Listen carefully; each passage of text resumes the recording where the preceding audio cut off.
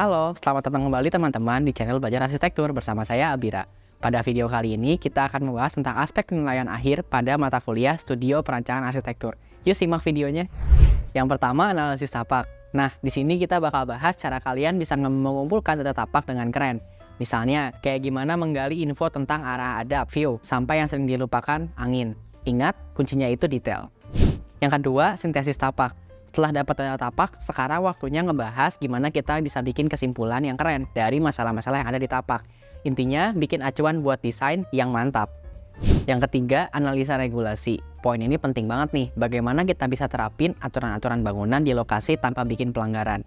Jadi, desain kita nggak cuma keren, tapi juga legal. Yang keempat, analisa pengguna. Mau tahu gimana caranya dapetin data pengguna yang top? Kita bahas mulai dari kebutuhan ruang sampai rencana masa depan. Jadilah detektif kebutuhan ruang yang handal. Yang kelima, analisa pola hubungan ruang. Zona privat publik, hubungan langsung tak langsung antar ruang, gampang. Mari kita kupas cara menganalisis kebutuhan ruang untuk rencana zonasi dan hubungan antar ruang yang oke banget. Yang keenam, konsep dan transformasi. Nah, ini bagian yang rame. Gimana kita bikin konsep yang nendang banget sesuai permasalahan tapak, ada ide-ide unik yang bisa kamu terapkan, jadi jangan takut eksplorasi.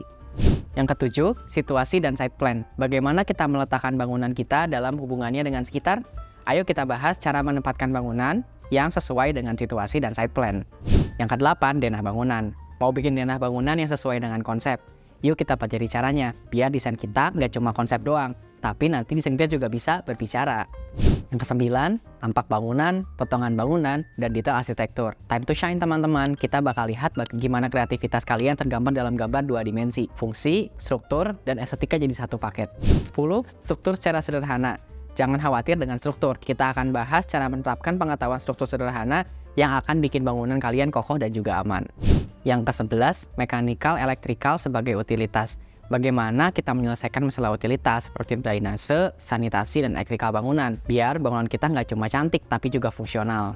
Yang ke-12, perspektif eksterior dan juga interior.